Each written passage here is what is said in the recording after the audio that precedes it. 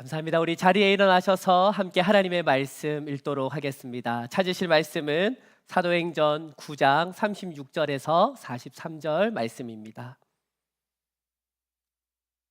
사도행전 9장 36절에서 43절 말씀, 저와 우리 성도님들이 한 절씩 교독하겠습니다. 하나님의 말씀입니다. 욥바에 다비다라 하는 여제자가 있으니 그 이름을 번역하면 도르가라. 선행과 구제하는 일이 심히 많더니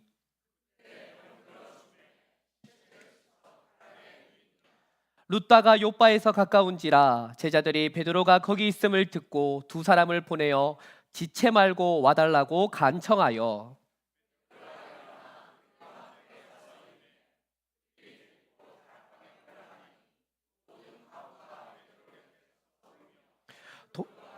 과 함께 있을 때 지은 속옷과 겉옷을 다 내보이거늘 베드로가 사람을 다 내보내고 무릎을 꿇고 기도하고 돌이켜 시체를 향하여 이르되 다비다야 일어나라 하니 그가 눈을 떠 베드로를 보고 일어나 앉는지라.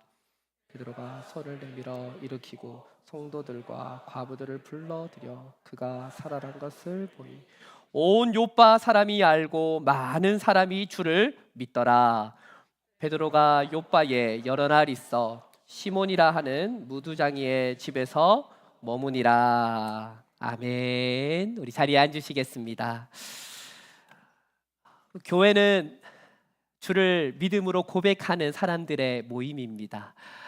특별히 이 교회 가운데 또 믿는 우리의 삶 가운데 하나님께서 부어주시는 특별한 소명이 있는 줄 믿습니다. 또 그 소명 따라 살아가는 모든 우리의 사명 위에 우리가 무엇을 원하고 무엇을 해야 하는지를 함께 고민할 수 있기를 원합니다.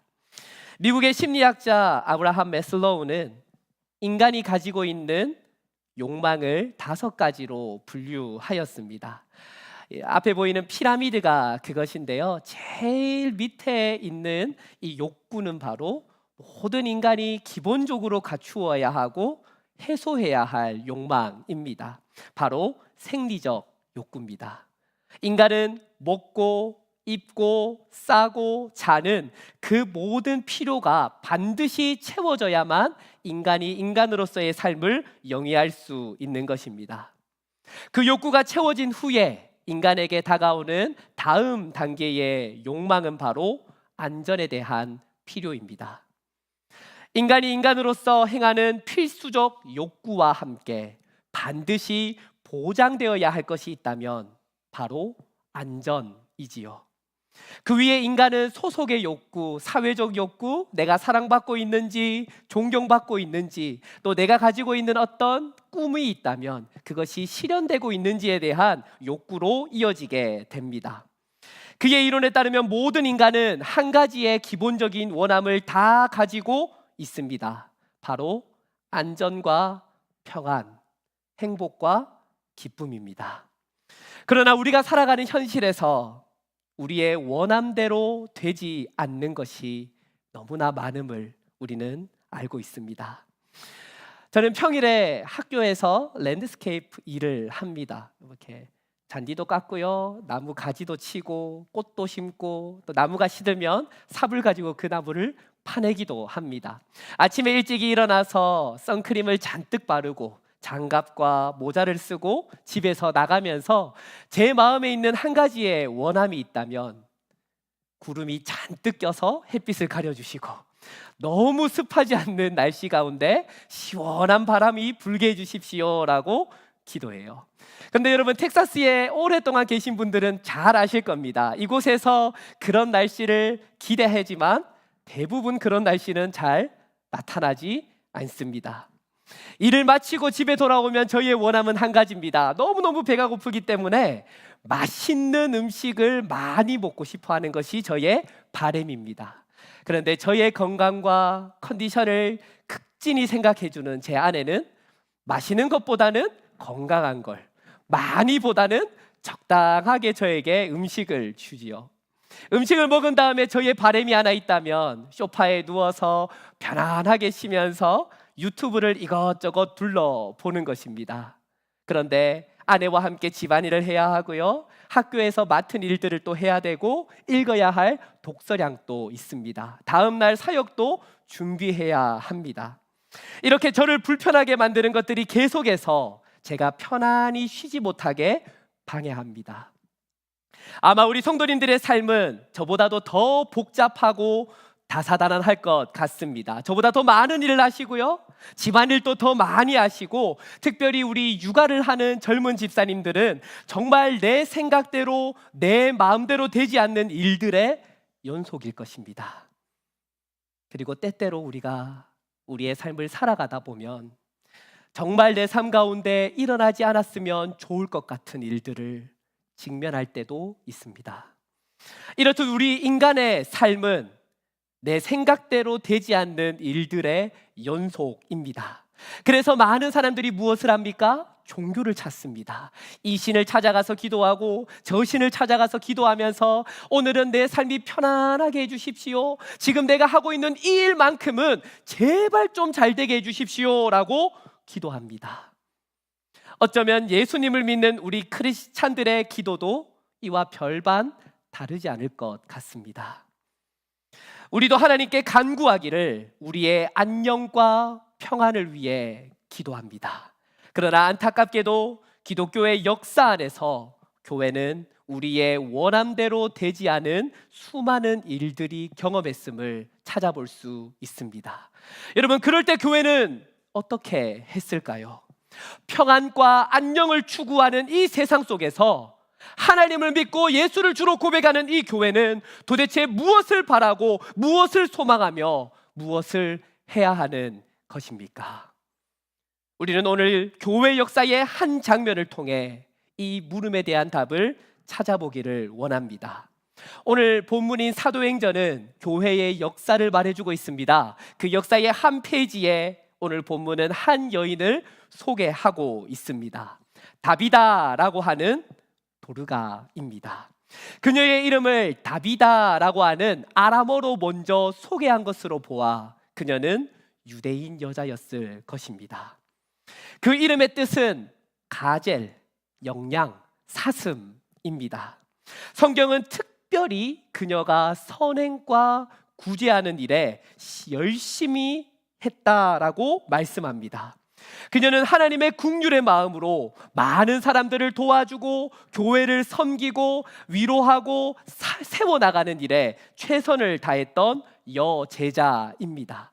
본문의 맥락으로 보았을 때 그녀는 일찍이 남편을 여인 과부였을 거예요. 우리는 당시 1세기 팔레스타인에서 과부의 삶이 어떠했는지를 익히 알고 있습니다. 그래서 우리는 쉽게 생각할 수 있습니다. 남편이 죽은 도르가의 삶은 경제적으로 굉장히 어려웠을 것입니다. 당시의 여성들은, 특별히 유대인 여성은 남편이 죽은 다음에 그 재산을 온전히 상속받을 수 없습니다. 농지를 소유할 수 없고요, 상업 활동에서도 제외되었습니다. 그 때문에 남편의 죽음은 곧 소득의 단절을 의미했습니다. 그렇게 율법에서는 고아와 과부를 돌보아라 말하고 있지만 현실에서 고아와 과부는 언제나 억압과 착취의 대상이었습니다. 예수님의 비유에서도 우리는 이런 배경을 찾아볼 수 있습니다. 예수님께서 불의한 재판관에 대해서 얘기하실 때에도 이 과부가 날마다 재판관에게 찾아와서 나의 억울함을 좀 들어주십시오, 나의 억울함을 좀 풀어주십시오 라고 얘기할 때 재판관은 하나도 그녀의 말을 듣지 않습니다. 이런 배경으로만 봐서도 당시의 과부가 아무런 권리도 고난도 없이 비참하고 어렵고 힘든 삶을 살았다라고 하는 것을 우리는 생각할 수 있는 것입니다. 그녀는 정말 힘든 삶을 살았을 겁니다. 그렇지만 이 도르가는 예수님을 믿었고 주로 고백하였으며 교회에서 하나님을 예배한 여제자였습니다. 또한 그녀는 성령으로 충만한 사람이었습니다. 성령으로 충만하다라고 하는 것은요, 어떤 특별한 힘이나 능력에 근거해서 담대해지는 것을 의미하는 것이 아닙니다. 내가 어떤 성령의 충만함을 받아서 뭔가 모를 그 감정과 힘 때문에 내가 어떤 상황에서도 아멘 아멘 할 수 있는 능력을 얘기하는 것이 아니라, 성령으로 충만하다라고 하는 것은 하나님과의 깊은 관계가 이루어졌다라는 것이죠. 따라서 성령으로 충만한 사람은 하나님의 마음으로 서로를 바라보기 시작합니다. 성령으로 충만한 사람은 하나님의 말씀이 무슨 말을 하고 있는지를 깨닫기 시작합니다. 성령으로 충만한 사람은 하나님의 마음으로 서로를 바라보고, 교회를 바라보고, 이웃을 바라보며 세상을 바라보게 됩니다. 그래서 아까 기도하실 때 우리 남장로님의 말씀처럼 은과 금은 내게 없거니와 내게 있는 것으로 내게 주노니 곧 나사렛 예수의 이름으로 일어나 걸으라라고 얘기했던 베드로와 요한이 수없이 성전의 미문을 돌아다니면서 보았던 그 안진뱅이, 평소에는 그냥 그렇게 봤던 그를 사도행전 2장 성령 충만함을 경험한 이후에는 다르게 보기 시작했다라고 성경은 말하는 겁니다. 주목했다라고 말하며 예수 이름의 능력으로 그를 온전히 회복시켰던 것입니다. 도르가 또한 그러했습니다. 성령으로 충만한 이 여제자는 욥바에 있는 자기와 비슷한 그런 고통 속에 있는 과부들을 불러 모았습니다. 그녀들을 돌보았고요, 그녀들을 먹였고요, 그리고 그녀들이 쓸 수 있는 겉옷과 속옷을 지어 주었습니다. 힘든 고난과 절망 속에서도 그녀는 믿음을 잘 지켰고 교회에 충성 봉사했습니다. 너무너무 힘든 삶의 여정과 삶의 순간순간이 있었지만 그녀는 믿음을 끝까지 잘 지켰고 마침내 주님 품 안에 안기게 됩니다. 욥바에 있는 많은 사람들이 슬퍼했습니다. 특히 어머니처럼 자기를 돌봐주었던 과부들은 마치 가족을 잃은 슬픔으로 애도하며 울었습니다. 그래서 사람들은 룻다에 있는 베드로에게 연락해 빨리 와서 우리를 좀 위로해 주십시오, 우리를 위해 기도해 주십시오 라고 부탁합니다. 룻다에서 중풍병으로 힘들어하는 애니야라고 하는 사람을 고치고 있던 베드로는 그 소식을 듣고 곧장 욥바로 향하게 됩니다. 베드로가 도착했을 때 제자 도르가의 시체는 깨끗이 씻겨져 다락방에 놓여 있습니다. 베드로는 그곳에서 울고 있던 모든 사람들을 향해 이렇게 이야기합니다. 사도행전 9장 40절 말씀입니다. 우리 한 목소리로 한번 읽어보도록 하겠습니다. 40절 말씀 시작. 베드로가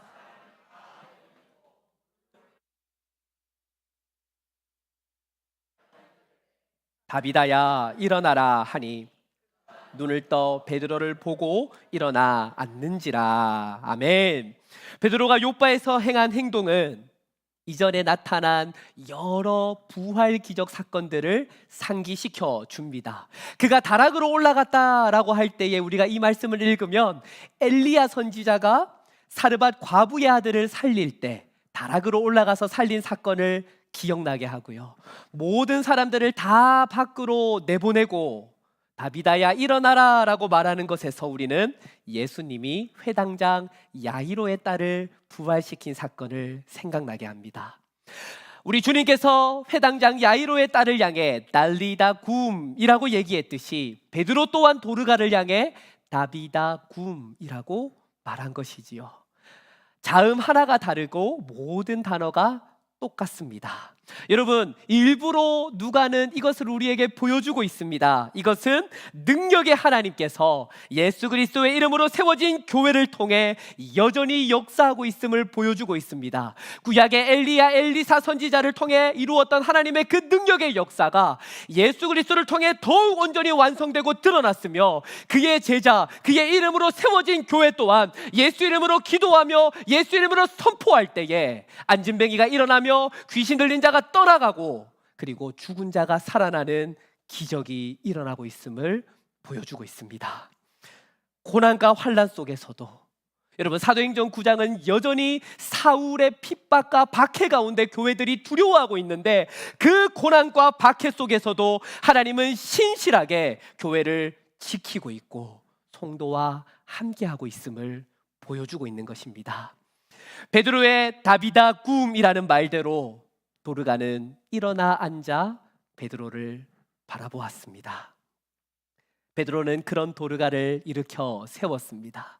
일으켜 세우다라는 것은 그녀가 정말로 죽음에서 부활에 일어섰다라는 것을 확증하는 것입니다. 요바의 모든 성도들과 과부들이 그녀가 다시 살아난 것을 보았습니다. 너무너무 기뻤어요. 그녀를 다시 볼 수 있었기에 특별히 그녀에게 도움을 받았던 과부들은 그녀를 부둥켜 안고 울면서 기뻐하며 하나님께 감사했을 것입니다. 그런데 저는 오늘 여러분과 도르가의 입장에서 이 말씀을 한 번 더 생각해 보기를 원합니다. 여러분들에게 한번 물어보고 싶습니다. 정말 도르가가 기뻤을까요? 그녀의 죽음이 결코 그녀의 삶보다 고통스럽지 않았을 것이기 때문에 제가 생각하기에는 도르가는 다시 살아났을 때 크게 기쁘지 않았을 것 같단 말입니다. 아마 많은 교인들은 기뻐했을 것입니다. 감사했을 것입니다. 그런데 정작 도르가는 기쁘지 않았을 것 같아요. 여러분, 우리가 한국의 국사를 읽게 되면 사육신과 생육신에 대해 배우게 됩니다. 이 사육신이라고 하는 것은 왕에 대한 충성을 지키기 위해 죽음으로써 그 충정을 지킨 사람들이고요, 생육신이라고 하는 사람들, 그 신하들은 살아감으로써 왕에 대한 충정을 지킨 사람들입니다. 죽을 만큼 고통스러운 삶을 살았지만 생육신들은 살아감으로 왕에 대한 충성을 지켰습니다. 도르가는 그녀의 삶을 우리가 온전히 다 알 수는 없지만 과부로 그 땅에서 살아가는 모든 시간들이 어렵다라는 것을 우리가 익히 알고 있다면 고통스러운 삶 가운데에서도 그녀는 천국만을 바라보며 살았을 것이란 말이죠. 만약 그녀가 살아가는 모든 시간 가운데 개똥밭에 굴러도 이승이 났다라는 생각으로 살았다면 베드로가 그녀를 다시 일으켜 세웠을 때에, 그리고 그 베드로를 바라볼 때에 그녀의 눈빛에는 감사와 감격이 넘쳤을 것입니다. 그런데 예수 그리스도를 믿는 신자들은 그런 인생관과 내세관을 가지며 살아가는 자들이 아닙니다. 우리는 모두가 천국을 소망하는 자들입니다. 이 땅에서 비록 고통스럽게 살아가고 있지만 우리는 하나님 나라를 바라보며 살아가는 자들이기에 이 땅에서 고난 중에 인내하며 살아가는 자들이란 말입니다. 많이 가지지는 못했지만 더 가지지 못한 자들을 섬기며 살아가는 자들입니다. 천국이 있기에, 하나님 나라가 있기에 이 땅에서의 영광을 바라지 않고 오직 그곳만을 소망하며 우리는 살아갑니다. 여러분, 이것이 저와 여러분들의 신앙 고백이며 믿음입니다. 그렇다면 우리는 이렇게 상상할 수 있을 것 같아요. 지나친 비약이라고 느끼실 수도 있겠지만은 성경이 말하는 것처럼 도르가가 정말로 죽었다면, 단순히 의식이 없는 코마 상태가 아니라 정말 그녀의 몸에서 영혼이 떠나서 하나님 나라 천국으로 갔다면, 그리고 우리가 그 영혼에 의식과 자아가 있다라고 믿는 우리의 신학이 진실이라면 그녀는 천국에 들어가는 황홀함을 경험했을 것입니다. 이제 주님 품에 안기기를 기대함으로 천국에 들어가려고 하는데, 아니 저기 천국문 저 너머에 예수님이 나를 보며 밝게 웃으시는 것 같은데 갑자기 천사가 나타나서 못 들어간다는 거예요. 왜 못 들어갑니까? 왜? 라고 하니까 베드로 목사님 기도빨이 너무 세대요. 베드로 목사님이 지금 너를 위해 너무 기도하고 있는데 이 기도빨이 너무 세서 돌아가. 그래서 도르가라고 하는지도 모르겠습니다. 그리고 그녀는 눈을 떴습니다. 사람들이 다시 살아난 그녀를 위해 기뻐합니다. 그런데 여러분, 다시 한번 더 물어보겠습니다. 여러분이 도르가라면 함께 기뻐할 수 있겠습니까? 다시 살아난 후에 그녀의 상황이 조금 더 나아진 것도 아닙니다. 다시 살아난 후에 피부가 좀 더 고와지고 지금보다 조금 더 건강해진 것도 아닐 것입니다. 변화된 것은 하나도 없습니다. 아니, 설상 부활한 이후에 사람들이 그 부활한 도르가를 보기 위해 많은 재물을 가지고 와서 그녀에게 주며 그녀가 그래서 이전보다 조금 더 많은 것을 가지고 누리고 살 수 있다 할지라도 이 땅에서의 삶은 결코 천국의 평안과 비교할 수 없단 말입니다. 그녀가 경험한 천국과는 비교할 수 없습니다. 그래서 도르가를 위해서라면 이 땅에서의 그 무엇도 주님 품만 못합니다. 절대로 못합니다. 그것이 우리의 신앙의 고백이고 우리가 고백하는 믿음이란 말입니다. 이것이 고난과 죽음을 초월한 교회의 믿음이었습니다. 그렇다면 이 도르가는 다시 살아남보다 죽어서 주님 품에 안겨 영원히 안식하는 것이 그녀에게는 더 기쁨이었을 것입니다. 그런데 왜 그녀를 다시 살아나게 하셨을까요? 과부를 좀 돌봐줘야 되는데 이 도르가라는 여인이 빠져버리니까 어떻게 할 수가 없어서 베드로 목사님 제발 우리 도르가 집사님 좀 살려주십시오 해가지고 베드로가 살렸던 것일까요? 오늘 본문은 도르가를 통해 어떤 일이 일어나고 있는지를 우리에게 설명해 주고 있습니다. 도르가의 부활은 이것을 위함입니다. 사도행전 9장 42절 말씀입니다. 우리 다 같이 한 목소리로 읽어보겠습니다. 시작. 온 요빠 사람이 알고 많은 사람이 주를 믿더라. 아멘. 그녀를 통해 모든 요빠 사람들이 하나님의 살아계심을 알게 되고 보게 됩니다. 그리고 많은 사람들이 예수 그리스도를 주로 고백하고 믿게 됩니다. 사실 초대교회에서의 이 사건은 굉장한 의미를 가지고 있습니다. 여러분, 사도행전 9장에서 사실 우리의 눈이 가는 본문은 바울의 회심이에요. 그래서 그것보다 조금 약한 이 애니아와 도르가 사건을 우리가 무시하는 경우가 있지만요, 예수 그리스도의 부활 이후에 초대교회가 처음으로 경험했던 부활 사건이 바로 도르가 사건입니다. 도르가의 부활은 예수 그리스도의 부활이 모든 자에게 영생을 주시는 하나님의 은혜를 보여주는 것이라면, 이 도르가의 부활은 그 영생을 경험한 사람들이 어떻게 살아가야 하는지에 대한 영생의 증인으로서의 사명으로 그녀는 다시 살아난 것입니다. 죽었다가 다시 살아난 도르가는 무엇을 했을까요? 그녀는 똑같은 일을 했을 겁니다. 또다시 과부들을 찾아가서 그녀들을 먹이고 입혔을 것입니다. 그녀는 계속해서 복음을 증거했을 것입니다. 그렇지만 그녀는 더욱더 확실하게 복음을 증거했을 것입니다. 내가 본 천국을 얘기했을 것이고요, 그 천국에 계신 예수 그리스도를 증거하면서 하나님의 복음을 담대하게 전했을 것입니다. 왜냐하면 그것이 그녀의 사명이기 때문입니다.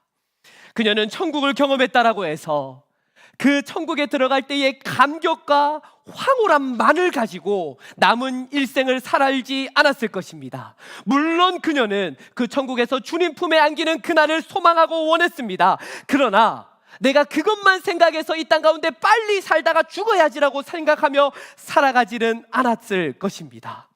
그녀는 남은 시간 주님을 향한 순종과 사명으로 살았을 것입니다. 이것이 교회의 모습이고 이것이 그리스도인의 신앙이며 우리의 삶입니다.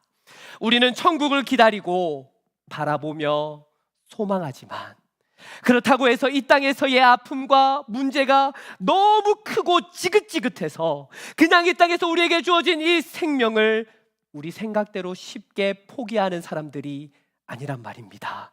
왜냐하면 생명은 나의 원함을 위해 있는 것이 아니라 생명은 하나님의 사명을 위해 있기 때문입니다. 짐 엘리어 선교사님의 고백대로 피는 오직 그리스도의 제단에 바쳐져야 하는 것입니다. 평안과 안녕을 추구하는 것이 인간의 본성이고 그 샬롬의 궁극적인 장소가 천국이라면 저와 여러분 모두는 그 천국을 원하는 자들입니다. 그러나 우리가 추구하는 것은 천국에서의 누림이 아니라 이 땅에서의 사명입니다. 그래서 정말 고통스러운 순간에도 일어나지 않았으면 좋을 것 같은 그 사건들의 연속 속에서도 우리는 눈물로 기도하고 인내하며 살아갑니다. 우리가 그렇게 살아갈 수 있는 것은 비록 작고 초라한 내 삶의 모습이라 할지라도 하나님께서 특별한 목적으로 나를 지으셨고 불러주셨다라는 것을 믿기 때문입니다. 비록 볼품없는 모습이라 할지라도 내 삶에서 죽어라 노력해도 5달란트 받은 자, 2달란트 받은 자보다 더 많이 남기지는 못한다 할지라도 우리가 주어진 삶의 사명을 다하는 그 충정을 우리 주님께서는 알고 계신다라는 믿음 때문에 우리는 주어진 사명을 끝까지 감당합니다. 초대교회는 이 사명 때문에 죽었고 살았으며 기뻐했습니다. 사랑하는 하나로 교회 성도님들, 여러분들의 원함은 무엇입니까? 우리 하나로 교회의 원함은 무엇입니까? 우리 모두가 평안을 원합니다.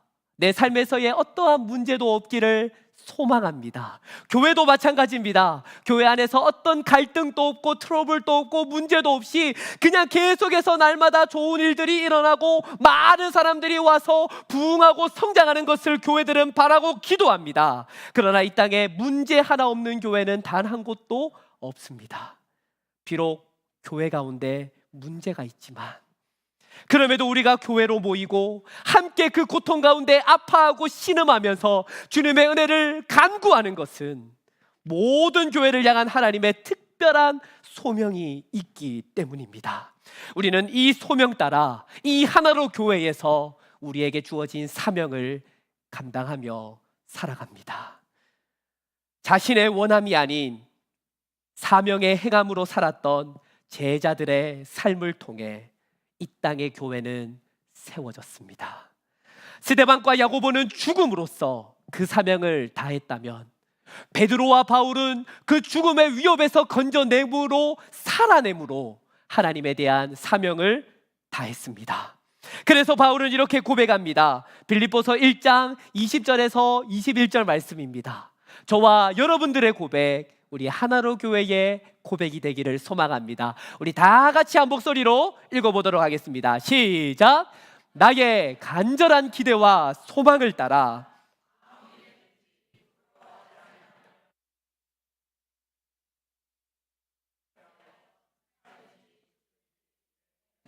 그리스도가 존귀하게 되게 하려 하나니 이는 내가 사는 것이 그리스도니 죽는 것도 유익함이라. 아멘, 아멘. 교회는 살든지 죽든지 그리스도의 영광을 위해 살아갑니다. 종교개혁자 존 칼빈도 자신을 내쫓았던 제네바 교회의 사건을 보면 그렇습니다. 열심히 칼빈이 제네바에서 목회를 하고 사역을 하는데 이 교회 지도자들이요, 칼빈 목사님의 목회가 마음에 들지 않으니까 정치적인 이유로 그를 쫓아냈어요. 칼빈이 거기서 쫓아내어져서 스트라스부르에서 목회를 시작합니다. 난민 목회를 시작했는데요, 칼빈의 편지에 의하면 그때의 시간이 가장 행복했다라고 얘기합니다. 목회를 하는데 모든 성도들이 간절한 마음으로 말씀을 듣습니다. 함께 기도합니다. 서로 연합해서 사랑합니다. 이웃을 도와줍니다. 그래서 칼빈 목사님은 이곳에서의 목회가 가장 즐거웠다라고 회상합니다. 그런데 제네바에서 얼마 지나지 않아 그 스트라스부르에서 목회하고 있는 칼빈을 다시 불러옵니다. 목사님 다 문제 해결했으니까 다시 제네바에 와서 목회를 좀 해주십시오 라고 얘기합니다. 칼빈이 친구에게 편지할 때 뭐라고 하냐 하면요, 내가 다시 제네바로 가는 것은 죽는 것보다 싫다 라고 실제 편지에 적습니다. 그런데 그 다음에 뭐라고 하는지 아십니까? 그러나 주님께 나의 심장을 드리나이다. 즉시 그리고 신실하게. 그래서 존 칼빈의 상징을 보면 손이 있고 그 위에 하트가 있습니다. 미국의 칼빈 대학교의 심볼도 그러하지요. 여러분, 칼빈은 제네바에서 사역하는 것이 죽도록 싫었지만 그것이 하나님의 사명임을 깨달았기에 그는 다시 제네바에 갔습니다. 그리고 그곳을 성시화하기 시작합니다. 그리고 기독교 역사의 대작이라 일컫는 기독교 강요 초판을 그곳에서 그때 집필합니다. 한국교회 또한 수많은 선교사님들의 사명의 피로 세워졌습니다. 많은 선교사님들이 계시지만 저는 여러분들에게 제임스 홀 선교사님을 소개하며 저의 말씀을 마무리하기를 원합니다. 제임스 그리고 로제타 홀 부부는 온 가족들이 주님의 사명을 쫓아 순종으로 살았던 선교사 부부입니다. 제임스 홀 선교사님은 캐나다 출신으로 미 북감리교 소속 선교사였습니다. 뉴욕 벨리뷰 대학에서 의학 학위를 받고 곧장 조선으로 넘어온 선교사입니다. 그리고 제임스 홀 선교사님은 평양 주재 선교사로 임명받게 됩니다. 평양에서 거주하면서 사람들을 고치고 가르치고 교회를 세워나가는 주재 선교사로 임명받습니다. 그런데 제임스 홀 선교사님은 전혀 기쁘지 않았어요. 한반도에서 평양이 교회와 선교사님들에 대한 박해가 가장 심했기 때문입니다. 그래서 제임스 홀 선교사님은 그리 기쁘지 않았습니다. 왜 그랬냐면 옆에 있는 로제타 홀 선교사님과 결혼한 지 2달밖에 되지 않았기 때문입니다. 이제 신혼을 좀 즐길까? 너무너무 힘든 선교사역 가운데 내 배필을 만나고 이제 함께 조금 더 시간을 보내는 그 즐거움 가운데 제임스 홀 선교사님은 그 모든 평안과 안전을 내려놓고 평양으로 떠나게 됩니다.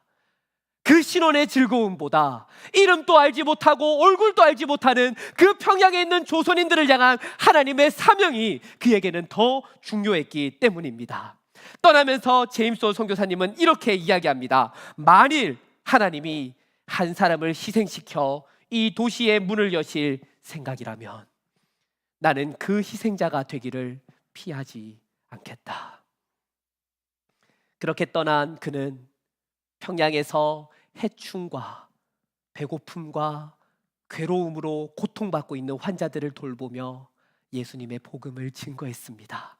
그러던 중 우리가 잘 아는 것처럼 1894년 평양에 청일전쟁이 일어납니다. 청나라 군대만 2,000명이 죽었던 큰 전쟁이었습니다. 민간인들의 피해는 말할 것도 없습니다. 제임스는 그의 아내 로제타와 그의 아들 셔우드를 데리고 서울로 피신합니다. 그래도 평양과 서울은 좀 떨어져 있기에 조금 더 안전하고 편안한 삶을 살 수 있었지만 제임스 홀의 마음은 무겁기 그지없었습니다. 평양에 두고 온 교회가 눈에 밟혔고요, 평양에서 힘들어하는 평양 사람들이 계속해서 마음에 걸렸던 것입니다. 그래서 기도하고 고민하던 중에 제임스 홀은 내가 다시 평양으로 가야겠다라고 이야기합니다. 그리고 그는 평양으로 떠나게 되는데요, 그때 그의 아들 셔우드 홀이 돌이었어요. 그 아버지는 아들의 돌을 축하해 주지도 못하고 평양으로 가서 환자들을 돌보고 예수 그리스도를 증거합니다. 그렇게 열심을 다해 사역하던 제임스 홀은 장티푸스 열병에 걸려 34살의 나이로 생을 마무리하게 됩니다. 셔우드가 태어난 지 정확히 1년 2주 만에 일어난 일입니다. 제임스 홀은 아내 로제타를 향해 마지막 유언으로 이렇게 말합니다. 내가 평양으로 간 것을 후회하지 말아요. 나는 그리스도를 위해 그 일을 했을 뿐입니다. 하나님이 내게 갚으실 겁니다. 사랑하는 성도님들, 제임스 홀 선교사님의 이 고백이 진실된 저와 여러분들의 고백이 되기를 소망합니다.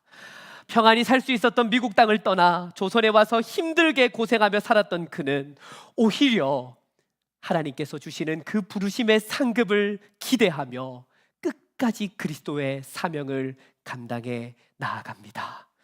저는 오늘 우리 성도님들께 도전합니다. 여러분들의 원함이 무엇입니까?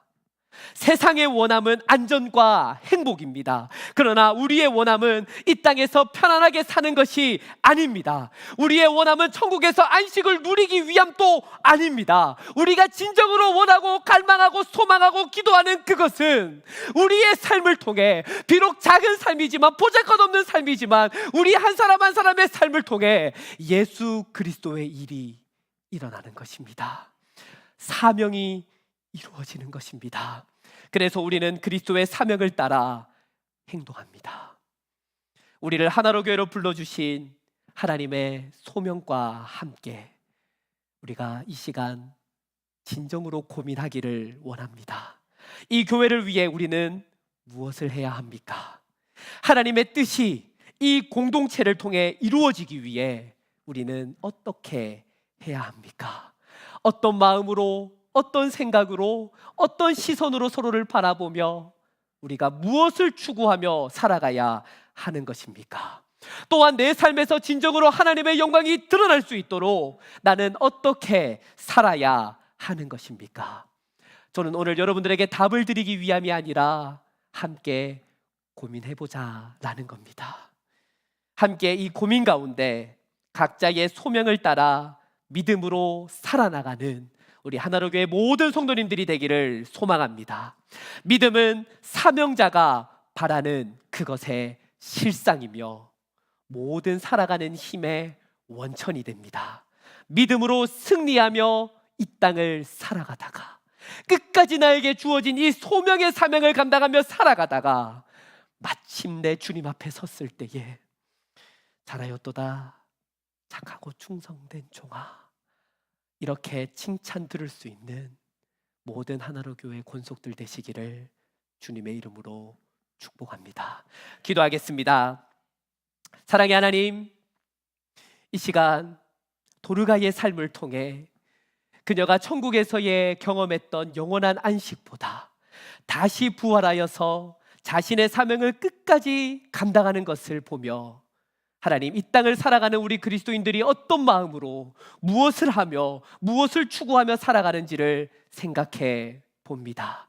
하나님, 이 땅을 살아가는 동안 우리는 세상의 영광을 구하며 살아가지 않습니다. 하나님의 영광을 구하며 살아갑니다. 그것은 하나님의 영광 가운데 우리가 경험할 천국이 있기 때문입니다. 그러나 주님, 그렇다고 해서 우리가 그것만을 바라보며 그 누림을 원하며 살아가는 것 또한 아닙니다. 하나님, 우리가 이 땅을 살아가는 가장 중요한 목적은 하나님 나라의 뜻입니다.